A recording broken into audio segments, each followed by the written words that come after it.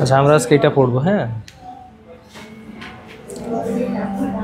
Recombinant DNA প্রযুক্তির প্রয়োগ। অনেক কতগুলো ফিল্ড আছে এখানে, কতগুলো ক্ষেত্র আছে, সেই সমস্ত ক্ষেত্রে আমাদের রিকম্বিনেন্ট ডিএনএ ব্যবহার শিখতে হবে। যেমন আমরা ব্যাকটেরিয়ার ক্ষেত্রে পড়ছিলাম, চিকিৎসা ক্ষেত্রে, তারপরে কৃষি ক্ষেত্রে এরকম পড়ছিলাম না? এখানে ওরকম আছে, সাইড আলাদা করা আছে। তো প্রথমে আমরা কৃষি ক্ষেত্রের ব্যবহার দেখব। হ্যাঁ, ইন এগ্রিকালচার।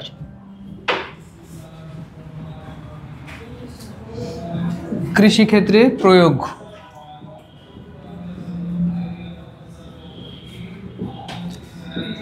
রিকম্বিনেন্ট ডিএনএ টেকনোলজিতে আমরা শিখছি যে আমরা যদি ডেজার্ট ক্যারেক্টার বা একটা কাঙ্ক্ষিত বৈশিষ্ট্য যদি চাই কোনো একটা উদ্ভিদের মধ্যে বা কোনো একটা জায়গায়, আমরা সহজে এটাকে ট্রান্সফার করতে পারি, করে ওটার প্রকাশ ঘটাতে পারি বা এক্সপ্রেশন ঘটাতে পারি। তাহলে কৃষিক্ষেত্রেও এরকম আমাদের অনেক চাহিদা থাকতে পারে, যে চাহিদাগুলো পূরণ করার জন্যে আমরা রিকম্বিনেন্ট ডিএনএ টেকনোলজিকে ব্যবহার করতে পারি। যেমন একটা চাহিদা হচ্ছে উদ্ভিদদেরকে,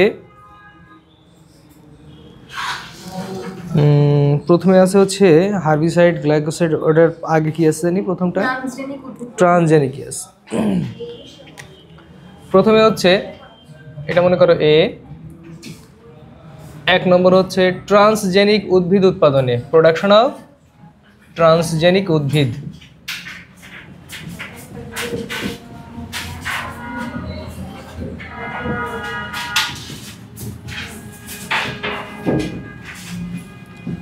তো ট্রান্সজেনিক উদ্ভিদ উৎপাদনের ক্ষেত্রে আমরা এখন ব্যবহারটা দেখি যে এটা কিন্তু একটা এগ্রিকালচারের একটা প্রয়োগ। হ্যাঁ, তো ট্রান্সজেনিক প্লান্ট মানে হলো ওই প্লান্ট যেই প্লান্টের মধ্যে আমরা যে যে বৈশিষ্ট্য চাচ্ছি, বিভিন্ন বৈশিষ্ট্য একটা উদ্ভিদের মধ্যে আমরা যে ট্রান্সফার করছি, যেটা ট্রান্স মানে হচ্ছে ট্রান্সফার করা, জেনিক মানে জিন।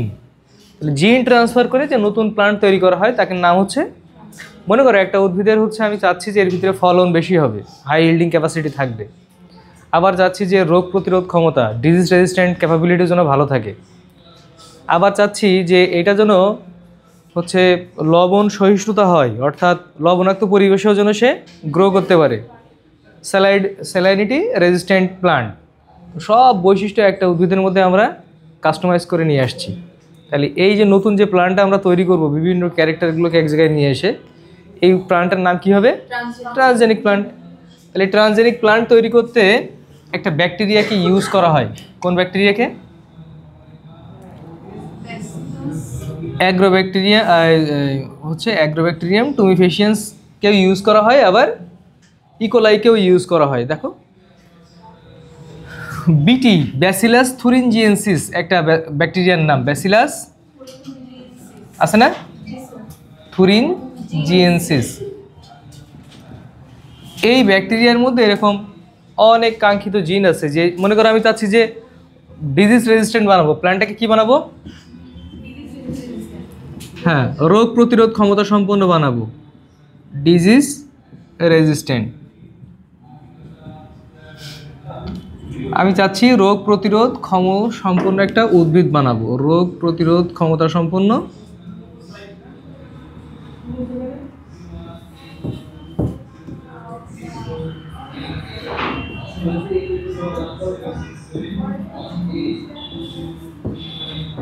তাহলে আমার রোগ প্রতিরোধ ক্ষমতা প্রতিরোধ করতে পারে এইরকম জিন কার মধ্যে পাওয়া গেছে?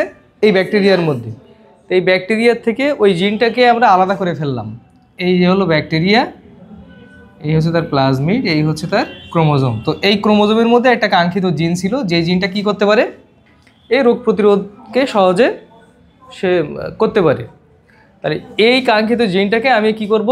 বিভিন্ন উদ্ভিদের মধ্যে এটাকে ট্রান্সফার করে সেটাকে রোগ প্রতিরোধ ক্ষমতা করা যায়। সাধারণত তুলা সয়াবিনের মধ্যে এই কাজটা করা হয়েছে। কার কার মধ্যে? কটন আর হচ্ছে সয়াবিন। আরও অনেক উদ্ভিদের মধ্যে করা হয়েছে, টমেটো। হ্যাঁ তাহলে কি এরকম এরকম? ও আচ্ছা, হইল। সয়াবিনের তো বিনই আবার কি। তাহলে কটন, সয়াবিন এই ধরনের 60 প্রকারের উদ্ভিদ। কত প্রকার? 60 প্রকারের উদ্ভিদের মধ্যে এই রিকম্বিনেন্ট ডিএনএ টেকনোলজি প্রসেসটার মাধ্যমে ব্যাসিলাস থুরিনজিয়েন্সিস থেকে তাদের মধ্যে জিন প্রবেশ করানো হয়েছে, করে তাদেরকে রোগ প্রতিরোধ ক্ষমতা সম্পন্ন করা হয়েছে। আর এই রোগ প্রতিরোধ ক্ষমতা সম্পন্ন যদি আমি একটা প্লান্ট পেয়ে যাই, এটা কোন ক্ষেত্রে প্রয়োগ হইল? কৃষিক্ষেত্রে। উন্নয়ন হইল, গাছপালা উন্নত হয়ে গেছে, রোগ হচ্ছে না সহজে। এই জন্যে আমরা এগ্রিকালচারের আন্ডারে এই ট্রান্সজেনিক প্লান্টটাকে আলোচনা করলাম। তাহলে ট্রান্সজেনিক প্লান্টের ক্ষেত্রে তোমরা শুরুতে এরকম করে লিখবা যে হচ্ছে রোগ প্রতিরোধ ক্ষমতা সম্পন্ন উদ্ভিদ যদি আমরা তৈরি করতে চাই, তাহলে এই ব্যাকটেরিয়া থেকে, ব্যাকটেরিয়াটার নাম বলবো, এটা ইম্পর্টেন্ট। হ্যাঁ, এই ব্যাসিলাস থুরিনজিয়েন্সিস থেকে জিন কালেক্ট করা হয়, ডেজায়ার্ড জিন, কাঙ্ক্ষিত জিন করে এই উদ্ভিদগুলোর মধ্যে প্রবেশ করানো হয়। কোন উদ্ভিদ? কটন, সয়াবিন ইত্যাদির মধ্যে। এরকম 60 প্রকারের উদ্ভিদ আছে, ঠিক আছে? করলে যে নতুন প্লান্টটা হবে তার নাম হচ্ছে ট্রান্সজেনিক হচ্ছে কটন, ট্রান্সজেনিক সয়াবিন বা বিটি কটন, বিটি সয়াবিন, এরকম নাম বলে। এই ব্যাকটেরিয়ার মধ্যে এই যে জিনটা আমি চাচ্ছি, এই ডেজার্ট জিনটা আমার হচ্ছে, জিনটা ছিল হচ্ছে ডিজিজ রেজিস্ট্যান্ট জিন। এই জিনটা এইটার মধ্যে আছে। তাহলে এ ব্যাকটেরিয়ার ভিতরে যেহেতু আছে, ওটাকে আমরা ইউজ করলাম। তখন এই হচ্ছে ক্রপগুলোকে আমরা বলি হচ্ছে বিটি কটন, বিটি সয়াবিন ইত্যাদি। এই যে বি আর টি এর নামের শর্ট ফর্ম, বিটি কটন, বিটি সয়াবিন, এরকম। আচ্ছা, তাহলে কি আমাদের একটা উন্নত গাছ পেয়ে গেলাম, এটা কৃষিক্ষেত্রে অবদান রাখলো না? এগ্রিকালচার আরও বেশি ইমপ্রুভ হয়ে গেল। তাহলে এইখানে মেইন জিনিসটা হচ্ছে তুমি এইটার কথা উল্লেখ করো আর কি জিন নিচ্ছ এটার কথা উল্লেখ করো। এই দুইটা কথা ইম্পর্টেন্ট। দেখো পড়ানোর জন্য। আচ্ছা, এরকম আরেকটা প্রয়োগ আমরা এখন বলি। মনে করো পয়েন্টের নাম আগে লিখি নাকি? তাহলে এই উপরেরটা মুছে ফেলি আগে, একদম উপরের লাইনটা মুছবো। এই লাইনটা এখানে 2 নম্বর পয়েন্ট লিখি। পয়েন্ট নাম্বার 2,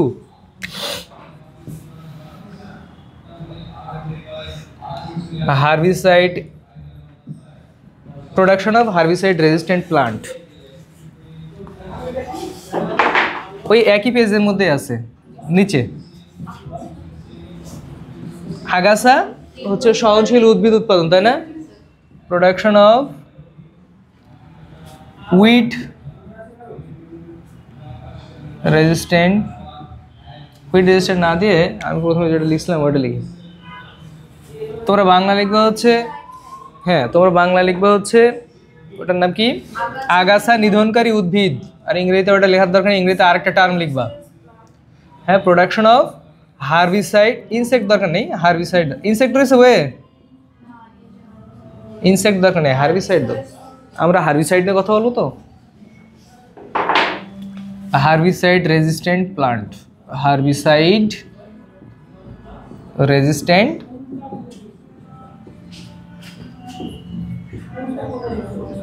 আগাছার সহনশীল উদ্ভিদ উৎপাদনের ক্ষেত্রে আমাদের রিকম্বিনেন্ট ডিএনএ প্রযুক্তির ব্যবহার আছে।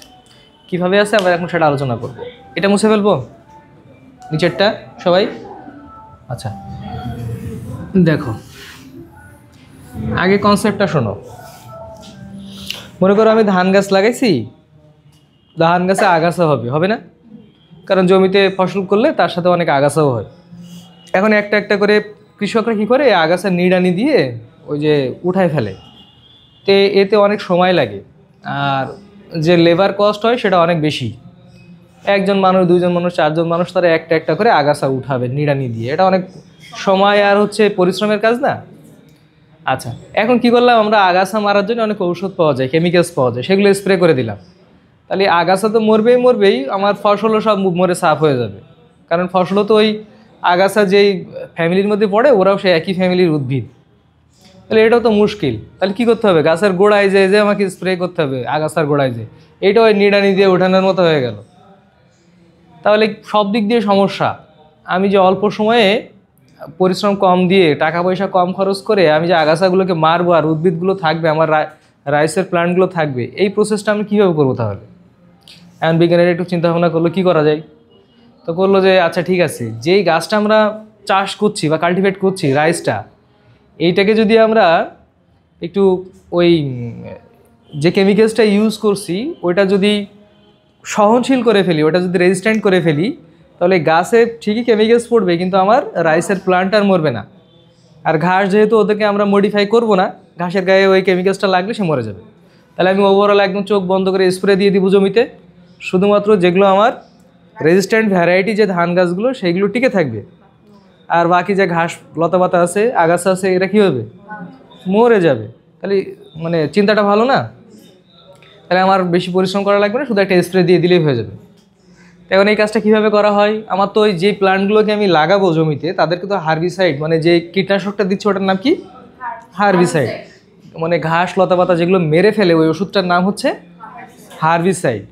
তাহলে হার্বিসাইড প্রতিরোধ করতে পারে এরকম একটা গাছ আমাকে আগে তৈরি করতে হবে। তাহলে ওই প্রতিরোধী জিনটাকে আমার গাছের মধ্যে ব্যবহার করতে হবে। তাহলে হার্বিসাইডের জন্যে মানে হার্বিসাইড এর মধ্যে যে উপাদানটা থাকে তার নাম হচ্ছে গ্লাইফোসেট। কী নাম? এটা কার মধ্যে থাকে? হার্বিসাইড। এইটাই ওই ঘাস লতাপাতাকে মেরে ফেলে, মেনলি হার্বদেরকে মেরে ফেলে। হার্ব মানে জানো তো? হার্ব মানে হচ্ছে এই যে মানে গুল্ম টাইপের উদ্ভিদ, মানে হচ্ছে লতাপাতা নরম, ধান গম এই জাতীয় উদ্ভিদগুলোকে বলা হয় হার্ব। হ্যাঁ, ঘাস এদেরকে বলা হয় হার্ব। তাহলে হার্বিসাইড ওদেরকে মারার জন্য যে ঔষধ তার নাম হার্বিসাইড। হার্বিসাইডের মধ্যে একটা উপাদান হচ্ছে গ্লাইফোসেট। কি নাম? গ্লাইফোসেট। এই কেমিক্যালসটা হচ্ছে হার্বিসাইড অর্থাৎ হিসাবে ইউজ করা হয়। এই কেমিক্যালসটাই মূলত হার্বিসাইড। এটাকে আমরা কি হিসেবে ইউজ করি? হার্বিসাইড। এইবার আইলিক্স এইবার কমপ্লেন দিতে পারবো না, এটার বানান আমি জানি। তাহলে গ্লাইফোসেট এই কেমিক্যালসটা হচ্ছে আগাছাদেরকে মেরে ফেলে, তাই তো? এদেরকে কি বলছি আমরা? হার্বিসাইড বলছি। এখন এই জিনিসটা প্রতিরোধ ক্ষমতা সম্পন্ন আমার একটা জিন পাইতে হবে। সেই জিনটা কোথায় পাওয়া যায়? দেখো তো, অ্যাগ্রোব্যাকটেরিয়াম টুমিফিসিয়েন্স না, ওই যে ওখানে আছে। জি স্যার, স্যার অ্যাগ্রোব্যাকটেরিয়াম টুমিফিসিয়েন্স। আচ্ছা, এইটা রেজিস্ট্যান্ট জিন। এইটার কি জিন? রেজিস্ট্যান্ট জিন। দেখি কথাটা।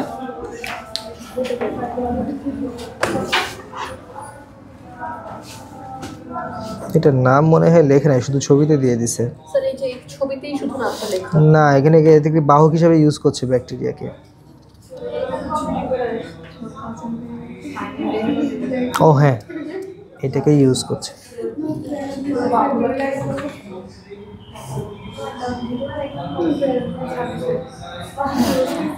ভিতরে ভিতরে ভিতরে আর ডিটেল লেখে নাই। আচ্ছা, তাহলে হার্বিসাইড রেজিস্ট্যান্ট জিন সাধারণত একটা ব্যাকটেরিয়ার মধ্যে পাওয়া যায়, তার নাম হচ্ছে অ্যাগ্রোব্যাকটেরিয়াম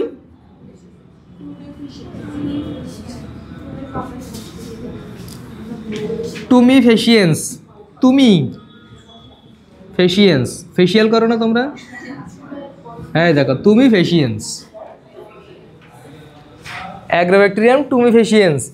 এই ব্যাকটেরিয়া কি আছে এর মধ্যে? রেজিস্ট্যান্ট জিন আছে। খেয়াল করো, তুমি বুঝতে পারলে নিজের মতো করে লিখতে পারবা। তাহলে এই ব্যাকটেরিয়ার মধ্যে এই জিনটা আছে। এই জিনটা কি জিন? গ্লাইফোসেট রেজিস্ট্যান্ট জিন। অর্থাৎ এই হার্বিসাইড দিব কিন্তু এই জিন থাকলে ওই গাছটার মরবে না। তাহলে এইটাই তো আমার দরকার নাকি?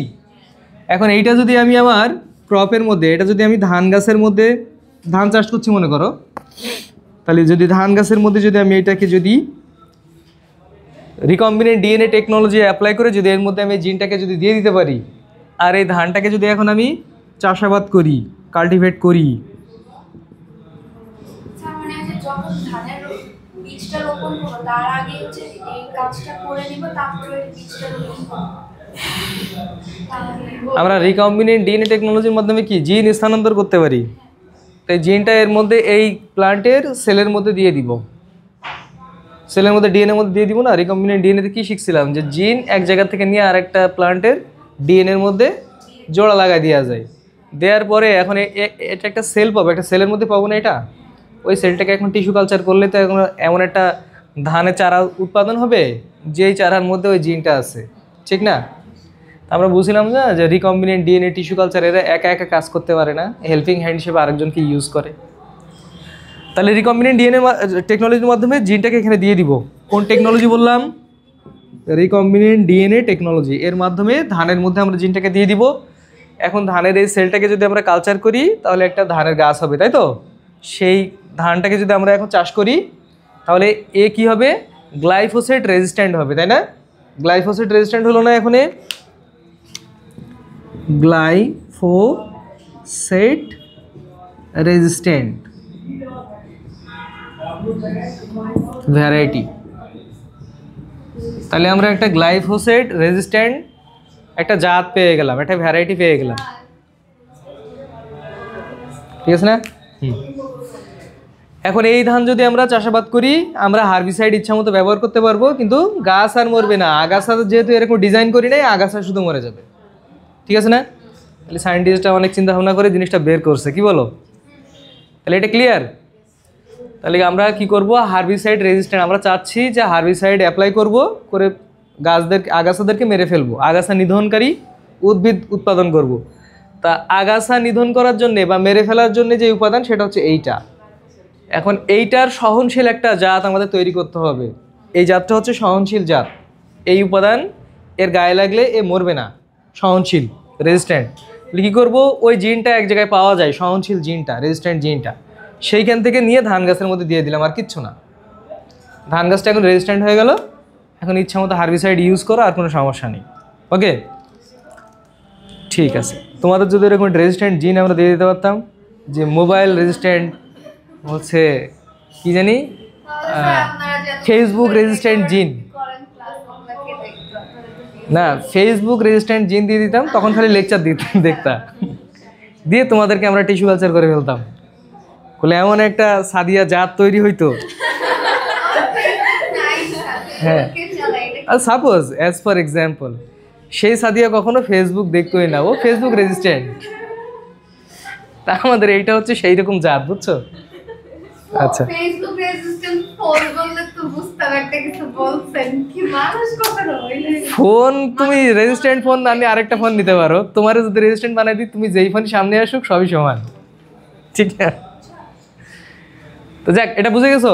মজা করলাম আর কি। হ্যাঁ, তাহলে দুইটা পয়েন্ট আলোচনা করলাম এগ্রিকালচারে, একটা হচ্ছে ইনসেক্ট রেজিস্ট্যান্ট, একটা হচ্ছে তোমার ওই যে ওর নাম কি, কীটনাশক, এর আগেরটা কি ছিল? ও ট্রানজেনিক। আগে কি একটা হলো ট্রানজেনিক প্লান্ট বানাইলাম, তার জন্য কাঙ্ক্ষিত জিন আমরা কই থেকে নিলাম? থুরিনজিয়েন্সিস। এটা মূলত আমরা ইনসেক্ট রেজিস্ট্যান্ট নিয়ে আলোচনা করছি, ওটা বুঝছো?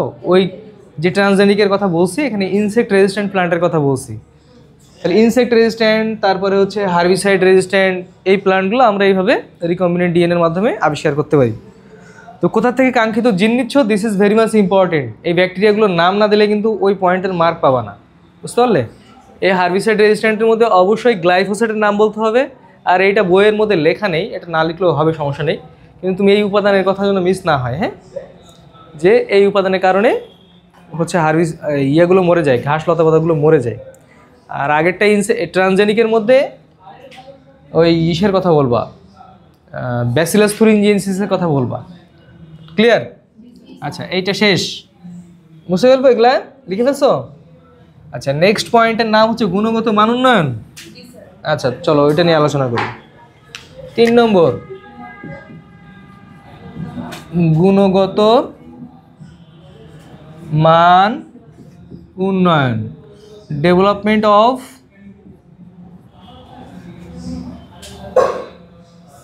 কোয়ালিটি। বই কি লেখা আছে? না, ইংলিশ ভার্সন থেকে কথা বলছি। আচ্ছা, দরকার নেই, তোমরা এই নামটা লেখো তো বাবা, আমি আমার ঘর থেকে এই নামটা তোমাদের বের করে দিলাম। কোয়ালিটি, ডেভেলপমেন্ট অফ কোয়ালিটি কিভাবে? একটা এখানে মেইনলি ভেড়াদের কথা বলা হয়েছে। ভেড়া হচ্ছে অস্ট্রেলিয়াতে খুব দামি একটা জিনিস, কারণ অস্ট্রেলিয়া অনেক ঠান্ডা, ওদের ভেড়ার ওই যে ফার বা লোম দিয়ে কি তৈরি করে? পোশাক তৈরি করে, তাই না? এই জন্যে অস্ট্রেলিয়াতে ভেড়া হচ্ছে স্পেশাল। সবাই প্রায় মানে সব কৃষকের পরিবারে ভেড়া আছে, এটা মানে খুব কমন একটা জিনিস। স্যার রুমির উপর ভেড়া বেশি করে না? ওদের লোম কিছুদিনের মধ্যে আবার তৈরি হয়। হ্যাঁ ওদের তো কেয়ারে রাখতে হয়, তাইলে ওরা তো হ্যাঁ, অবশ্যই চাষাবাদ করছে, ওটা নিয়ে পালন করছে, তাহলে খেয়াল রাখবে না ওর। আর ওদের গায়ে তো অনেক চর্বি, ওই চর্বির জন্য ঠান্ডা মান্ডা কম লাগে ওদের। চর্বি হচ্ছে তোমার ইয়ে করে না, শরীরে গরম তৈরি করতে সাহায্য করে। দেখবা যারা একটু আমাদের মতো একটু চর্বি সমৃদ্ধ মানুষ যারা, হ্যাঁ তাদের কিন্তু একটু গরম কম, এই ঠান্ডা একটু কম লাগে, চর্বিতে ঠান্ডা হচ্ছে কম লাগে। আচ্ছা, তাহলে আমরা কি বললাম? অস্ট্রেলিয়াতে ভেড়া পালন একটা উত্তম ব্যবসা। অস্ট্রেলিয়া কি পালন করবে ওরা? ভেড়া পালন করবে। ভেড়া পালন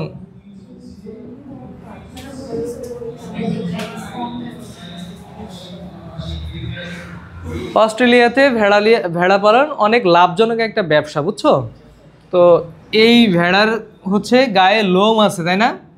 কি আছে? ফার বা লোম, এইটাকে মূলত ইউজ করা হয়। এখন এই লোম বা ফার এর বৃদ্ধির জন্যে, এর কিসের জন্যে? এর গ্রোথের জন্যে একটা ঘাস তাদেরকে খাওয়ানো হয়। এই লোম যেন বেশি বড় হয় তার জন্য ভেড়াকে একটা ঘাস খাওয়ানো হয়, তার নাম হচ্ছে ক্লোভার ঘাস। কি ঘাস? ক্লোভার ঘাস খাওয়ানো হয়। ক্লোভার একটা ঘাসের প্রজাতি, যেমন আমরা বলি না নেপিয়ার ঘাস, নাম শুনছো? অনেক বড় বড় হয় এই ঘাসগুলো, যে গরুদেরকে খাওয়ায় খামারে, জানো তো? যে লম্বা লম্বা ঘাস হয়, এরকম মানুষের সমান লম্বা ঘাস হয়, দেখছো কখনো? আরে আমরা জাহাঙ্গীরনগরে গেছিলাম, ওর অপোজিটে ছিল হচ্ছে ওই ইয়েটা। আরে ওখানে অত লোক ঢুকতে দেয়? ওই যে গো প্রজনন ক্ষেত্র ছিল বাংলাদেশের 1 নম্বর, মানে প্রধান গো প্রজনন ক্ষেত্র সরকারিভাবে ওইটা। ওর ভিতরে ঢুকলে এরকম হেক্টর কি হেক্টর জমি খালি ওই নেপিয়ার ঘাস, এইরকম লম্বা লম্বা ঘাস লাগায় রাখছে, মানুষ দেখা যাবে না। কাশফুলের চেয়ে বড় বড় ঘাস, বা কাশফুলের মতো এরকম ঘাস। তাহলে ওইরকম একটা ঘাসের জাত কি? ক্লোভার। এই ঘাস যদি খাওয়ানো হয় তাহলে ওদের গ্রোথটা ভালো হয়, কিন্তু পশমের উন্নতির জন্যে, মানে পশম যেন বেশি ভালো হয় তার জন্য এই ঘাসের সঙ্গে ওরা আবার আরেকটা সাপ্লিমেন্ট দেয়, তার নাম হচ্ছে সালফার। কি দেয়? সালফার মানে কি? ইয়ার এরম? ওই কি বলো? এই জন্যই তো তোমাদের কাছে জিজ্ঞেস করলাম। ইউ এগুলো সব একই রকম উচ্চারণ করে, বুঝছো? কিছু করার নাই। তাহলে এই ক্লোভার ঘাসের মধ্যে কি করলাম? সালফারকে ওরা হচ্ছে মিশায় দেয়। সালফার হচ্ছে সাপ্লিমেন্ট হিসাবে। এই গল্প বাদ দাও, ওকে জিজ্ঞেস করতেছো যে বুঝছে কি না? এই তুই এটা বুঝছিস? আচ্ছা খেয়াল করো, তাহলে এই ক্লোভার ঘাস খাওয়াবে এদের, আর সাথে কি দেবো? সালফার। তাহলে ওদের এই লোমটা অনেক ভালো হবে, কিছুদিনের মধ্যে আবার লোম গজায় যাবে, ঠান্ডা লাগবে না। কি বলো? আচ্ছা, তো চিন্তা করা হলো যে এই দুইটা জিনিস আলাদাভাবে দেওয়া একটু ব্যয় সাপেক্ষ হয়ে যাচ্ছে। এটা আলাদাভাবে সাপ্লিমেন্ট দেওয়া, আবার এই ঘাসের চাষ করা, ওদের জন্য এমনি তো কৃষক মানুষরা কি অত বেশি ধনী হয়? একটু বেশি তারা গরিব হয়। হ্যাঁ, ওদের তুলনায় আর কি গরিব, আর কি অন্যদের তুলনায়, আমাদের তুলনায় ধনী। এখন কি হলো যে এই দুইটা জিনিস, এই ঘাসও খাবে, ঘাসের মধ্যে যদি সালফারটাকে যদি যোগ করা যায়, সালফার তৈরির জিন যদি এই ঘাসের মধ্যে চলে আসে, তাহলে ওই ঘাস খাবে, ওর মধ্যে সালফারও পেয়ে যাবে, এক্সট্রা করে সালফার দেয়া লাগবে না। তো কি করা হলো? খোঁজাখুঁজি করে দেখা হলো এই সালফার তৈরি করে এরকম জিন কই পাওয়া যায়। তো দেখলো যে সূর্যমুখী ফুলের মধ্যে পাওয়া যায়। কিসের মধ্যে? সানফ্লাওয়ার, সূর্যমুখী, সূর্যমুখে যার নাকি বানাইলাম ব্যাস বাক্য বানাইলাম, সূর্যমুখে যার। আরে কি বলবো এটাকে? কর্মধারয় সমাস নাই না? কিছু একটা। স্যার আপনি ভুল জায়গায় চিহ্নটা দিচ্ছেন, সালফারের নিচে চিহ্নটা হবে স্যার। ও আচ্ছা, মানে ব্যাপারটা হচ্ছে যে তোমরা বলতে হচ্ছে যে এইটা উৎপন্ন করে, আচ্ছা সালফার উৎপন্ন করে এরকম একটা জিন এর মধ্যে পাওয়া যায়, সেই জিনটাকে বলা হয় সালফার অ্যামিনো অ্যাসিড উৎপাদনকারী জিন। কি উৎপাদনকারী জিন? সালফার অ্যামিনো অ্যাসিড প্রডিউসিং জিন, উৎপাদনকারী জিন। কোথায় আছে? সূর্যমুখীর মধ্যে। কার মধ্যে? এই যে এই একটা অ্যামিনো অ্যাসিড, একটা, হ্যাঁ বলছি যে এই উদ্ভিদটার মধ্যে এই জিনটা আছে, এই জিনটা কি তৈরি করে? সালফার তৈরি করে। তাহলে এর এদিক দিই, এরা কি তৈরি করে? এটা একটা জিন, সালফার অ্যামিনো অ্যাসিড উৎপাদনকারী জিন। এই জিনটা কোথায় আছে? সূর্যমুখীর মধ্যে। তো এরা কিও তৈরি করার কথা, সালফার অ্যামিনো অ্যাসিড থেকে কি তৈরি করবে? সালফার তৈরি করবে। এই জিনটার কাজ, এই এই এই জিনটার কাজ হচ্ছে, এটা একটা জিন। এটা কি ইয়া সাজুতি? এটা কি জিন? এটা একটা জিন। এই যে শেষে লিখছে দেখো জিন। তাহলে এই জিনটার কাজ হচ্ছে সালফার তৈরি করা। কি তৈরি করা? এই জিনটাকে যদি আমি এই উদ্ভিদের মধ্যে যদি এখন দিয়ে দিতে পারি, তাহলে ক্লোভার ঘাসও হবে, তার মধ্যে ওই সালফারও চলে যাবে। বুঝতে পারছো? এখন এখান থেকে আমরা রিকম্বিনেন্ট ডিএনএ টেকনোলজির মাধ্যমে সালফার তৈরির জিন এই ঘাসের মধ্যে দিয়ে দিলাম। এখন এই ঘাসটা হচ্ছে সালফার সমৃদ্ধ হয়ে গেল। এই ঘাস যদি ভেড়াকে খাওয়ানো হয় তাহলে এক্সট্রা করে আর তার সালফারের সাপ্লিমেন্ট দেওয়া লাগে না। ফলে একের ভিতরে দুই হয়ে গেল এবং ওদের ব্যবসায় সবুজ বাতি জ্বলে গেল। কি বলো? ব্যবসা আরও ভালো হলো, খরচ কমে গেছে। হ্যাঁ, তাহলে এখানে আমরা কি বলবো? গুণগত মান উন্নয়ন বা ডেভেলপমেন্ট অফ কোয়ালিটি বলবো। অস্ট্রেলিয়াতে ভেড়া পালন অনেক লাভজনক একটা ব্যবসা। সেখানে ভেড়ার লোম দিয়ে কি করা হয়?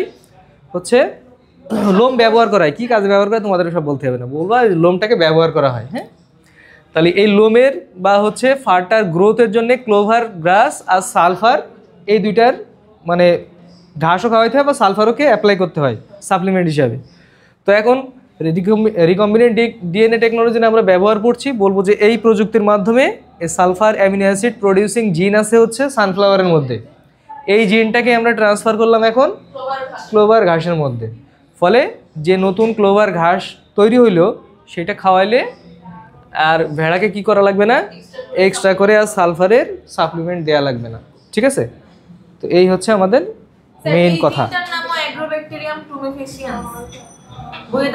হ্যাঁ, এই জিনটাও পাইছে না, এখান থেকে পাইছে। ওইটাকে বাহক হিসেবে ব্যবহার করছে এখানে। রিকম্বিনেন্ট ডিএনএতে বাহক হিসেবে একটা লাগে না ব্যাকটেরিয়া, ওরা সে বাহক, আর জিনটা পাওয়া গেছে এইখানে। তাহলে এটা কিন্তু একটা এমসিকিউ যে সূর্যমুখীতে কি তৈরির জিন পাওয়া যায়? সালফার অ্যামিনো অ্যাসিড উৎপাদনকারী জিন পাওয়া যায়, মনে থাকবে? এটা কিন্তু একটা এমসিকিউ যে এর ভিতরে এই জিনটা থাকে, পরীক্ষায় আসে। হ্যাঁ, এমসিকিউ এর জন্যই গুরুত্বপূর্ণ। আচ্ছা, এখন মুছে ফেললাম। তাহলে আমরা দেখলাম যে আমরা হচ্ছে হার্বিসাইড রেজিস্ট্যান্ট করতে পারি। তারপর দেখলাম যে আমরা হচ্ছে হ্যাঁ পোকামাকড় সহনশীল বানাইতে পারি। তারপরে আমরা দেখলাম যে ভেড়া পালন করার জন্য আমরা কি করতে পারি? এগুলো সব কৃষিক্ষেত্রের প্রয়োগ না? ভেড়া পালন করাও তো কৃষি, কি বলো? এগুলো অ্যাগ্রোর মধ্যে পড়ে। আচ্ছা, এবার গোল্ডেন রাইস,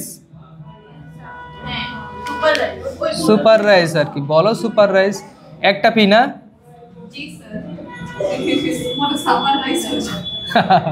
সাপার রাইস, রাতের খাবারের রাইস। সুপার রাইস এর আরেক নাম হচ্ছে গোল্ডেন রাইস। কি নাম? আর এগুলোর বাংলা এটাই, গোল্ডেন রাইসও বাংলা, সুপার রাইসও বাংলা। বাংলা এটাকে আমরা আরেকটা নাম, এটা কি? স্বর্ণধান। নাম শুনছো? স্বর্ণধানের নাম শোনা হয়। শহরের মানুষ তো ওই জন্যে, গ্রামে হইলে তোমরা শুনতা। গ্রাম অঞ্চলে স্বর্ণধান একটা পপুলার একটা ধান। এই ধানের চারা মানুষ প্রায়ই লাগায়, এই চাষাবাদ করে এই ধানটা। দেখো স্বর্ণধান বা গোল্ডেন রাইস এর মেইন উদ্দেশ্যটা আগে শোনো, তারপরে কেমনে কি করে আমরা পরে বলতেছি। এটা কিন্তু 2 মার্কের জন্য আলাদা করে পয়েন্ট করে পরীক্ষায় আসে যে গোল্ডেন রাইস সম্পর্কে হচ্ছে ব্যাখ্যা করো বা গোল্ডেন রাইস বলতে কি বোঝো। এটা 2 মার্কের একটা কোশ্চেনও, খুবই ইম্পর্টেন্ট। তো এশিয়ান কান্ট্রিতে আমাদের অধিকাংশ বাচ্চারা হচ্ছে অনেক দরিদ্র, আমরা না একটু ভালো অবস্থায় আছি, কিন্তু দেখো আমাদের দেশে কত মানুষ হচ্ছে এরকম খারাপ অবস্থায় আছে। বা এশিয়ান কান্ট্রির দেখো হচ্ছে মিয়ানমারের দিকে দেখো, তারপরে ভুটান, এরকম অনেক জায়গা আছে, হ্যাঁ, যে জায়গাগুলোতে, ইন্ডিয়াতেও তো এরকম কত পথ শিশু আছে। তো বড় একটা অংশ হচ্ছে খুবই হতদরিদ্র। তো এই বাচ্চারা 3 বেলা ঠিক মতো খাইতেই পারে না, তারপরে আবার এদের পুষ্টির কথা তো পরে। তো এই বাচ্চাগুলো ম্যাক্সিমাম সময় দেখা যায় ওরা 2টা রোগে আক্রান্ত হয়, একটা রাতকানা আর একটা হচ্ছে অ্যানিমিয়া বা রক্তশূন্যতা। রাতকানা ভিটামিন এর অভাবে হয়, তাই না? নাইট ব্লাইন্ডনেস, আমি একটু এইভাবে লিখি, তোমরা তো বাংলা এগুলো লিখতে পারবা নাকি? রাতকানা, রাতকানা, আরেকটা রোগ কি? রক্তশূন্যতা, অ্যানিমিয়া, রক্ত শূন্যতা। এই 2টা রোগে বেশি আক্রান্ত হয় কোন অঞ্চলের মানুষ? এশিয়ার বাচ্চারা, এশিয়ান কান্ট্রির বাচ্চারা।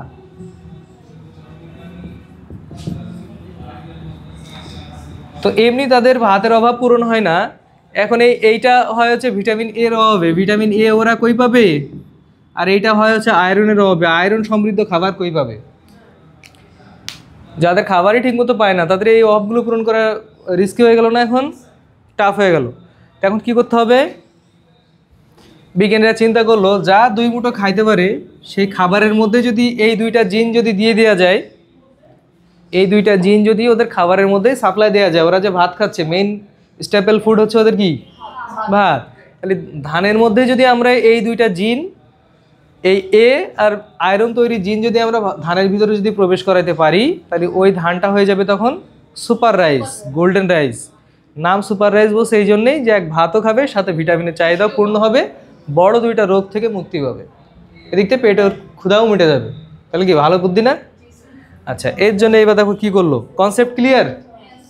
এটা কেন করা হয় বা গোল্ডেন রাইস কি জিনিস বুঝতে পারলে? এটা একটা ধানের জাত, যার মধ্যে কি আছে বলো? ভিটামিন এ তৈরির জিন আর আয়রন তৈরির জিন। এই 2 জিন সমৃদ্ধ একটা ধানের জাত, তার নাম হচ্ছে গোল্ডেন রাইস। তো এটা কিভাবে বানাইছে?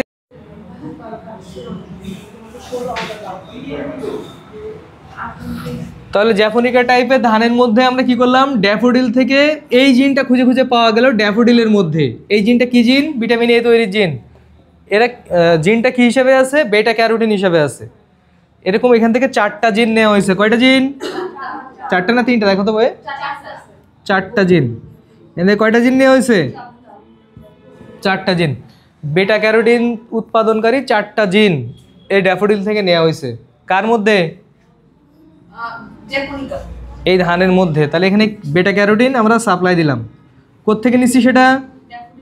ড্যাফোডিল থেকে। আর আয়রন তৈরির জিন কোত্থেকে নিচ্ছে এরা বলে নাই। আয়রন তৈরির জিন যে কোনো জায়গায় থাকতে পারে, আমরা ধরলাম ড্যাফোডিলের মধ্যেই আছে। 3টা জিন। কয়টা? আয়রন প্রডিউসিং জিন আর কি।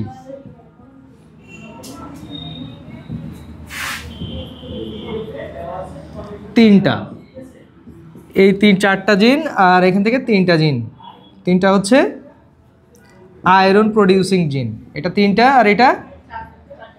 তাহলে যদি ধান গাছের মধ্যে এখন অ্যাপ্লাই করা হয়, তাহলে ধান গাছটা কী হয়ে গেল? এখন হচ্ছে তারা হয়ে গেল সুপার রাইস বা গোল্ডেন রাইস। এই ধান গাছ থেকে যেই চাল হবে সেটা খাইলে তাদের আর এই হচ্ছে রক্তশূন্যতা আর হচ্ছে রাতকানা রোগ এটা আর হবে না, কারণ এই 2টা সাপ্লিমেন্ট তারা পাচ্ছেই এখান থেকে। হ্যাঁ, সস্তা করেই করছে, তা না হলে তো উদ্দেশ্য সফল হলো না। এগুলো হলো এমনিতে তোমাদের মিনিকেট ধানে তো অনেক দাম, এই স্বর্ণ ধানের দাম এত না। আর মেইনলি বিভিন্ন ধরনের মিনিকেট হচ্ছে বিভিন্ন জাতের ধান ওই মেশিনে কেটে ছাঁটাই করে ছোট করে চিকন করে ওর নাম হয়ে যায় মিনিকেট। তো এই স্বর্ণ ধান হচ্ছে গ্রাম অঞ্চলে অনেক পপুলার একটা ধান, বুঝছো? আমরাও ছোটবেলা দেখছি।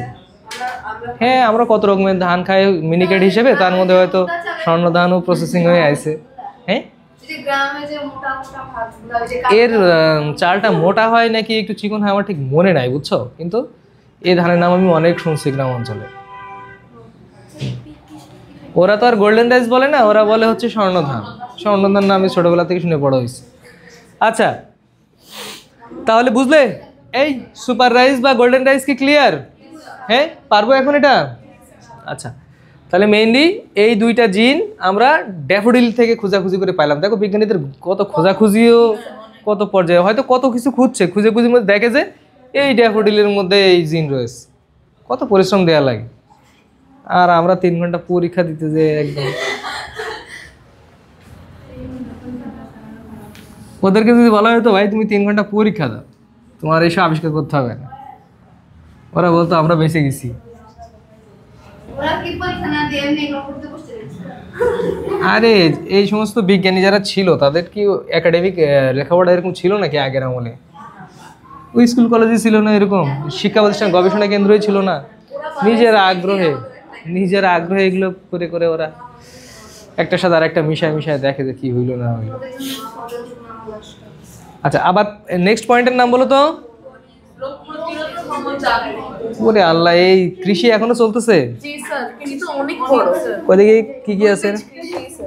আচ্ছা, সুপার রাইজ গেল। রোগ প্রতিরোধ ক্ষমতা জাত,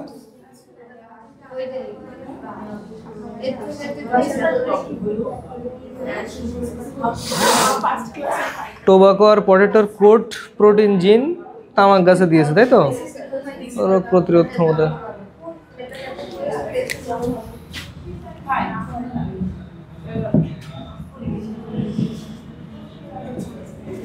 এটা তামাক গাছের জন্য বলা হচ্ছে, হ্যাঁ, রোগ প্রতিরোধ।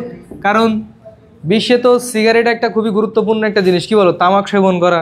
এই জন্য তামাক গাছ অনেক গুরুত্বপূর্ণ, মানে অর্থকরী ইনকাম করার জন্যে। তোমরা বলতে পারো তামাক গাছের জন্য আমাদের দেশের কোন অঞ্চল বিখ্যাত?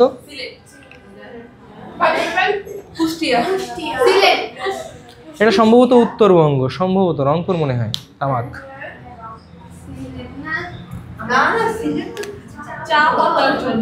এটা হচ্ছে তামাক পাতা রে বাবা, ধোয়া। রোগ প্রতিরোধ ক্ষমতা, এটা নিয়ে একটু আগে কথা বললাম, কিন্তু সেই পয়েন্টের নামই সেম, কিন্তু এখানে তামাক নিয়ে কথা হয়েছে। ক্ষমতা, নাম তো ছিল ট্রান্সজেনিক। হ্যাঁ, কিন্তু ওইখানে দেখো রোগ প্রতিরোধ ক্ষমতা সম্পন্ন জিন, তাই তো? রোগ প্রতিরোধ ক্ষমতা সম্পন্ন উদ্ভিদ উৎপাদন, জাত উৎপাদন। আচ্ছা, জাত উৎপাদন। Production of disease resistant plant, লিখে ভালো তো। তো এখানে তামাক নিয়ে কথা হয়েছে, কি নিয়ে? তামাক পাতাকে রোগ প্রতিরোধ ক্ষমতা বানানো হয়েছে, কারণ তামাক পাতা একটা গুরুত্বপূর্ণ জিনিস। এইটা নিয়ে অনেক মানুষ মাদক দ্রব্য বানায়। কাজে তামাক পাতা যেহেতু সেবন করে, এর মধ্যে যদি ভাইরাস থাকে, তামাক পাতায় মরবে না, ভাইরাসের জন্য যদি মরে যায়। এই জন্য তামাক পাতা মেইনলি তামাক পাতা যেন গ্রো করে বেশি ভালো, সেই জন্যই রোগ প্রতিরোধ ক্ষমতা সম্পন্ন করা হয়, বুঝছো? তা নাহলে রোগে যদি আক্রান্ত হয়ে যায়, তামাক গাছ কি বড় হবে? মরে যাবে। তামাক গাছ যদি বড় না হয়, তাহলে কি হবে না, ওদের টাকা পয়সা ইনকাম কমে যাবে। তামাক গাছের রোগ প্রতিরোধ করা খুবই জরুরি, টাকা পয়সা বেশি ইনকাম করার জন্যে। এখন এই তামাক গাছের মধ্যে একটা জিন দেওয়া হইলো, যারা কিনা তামাক পাতাকে রোগ প্রতিরোধ ক্ষমতা সম্পন্ন করতে পারে।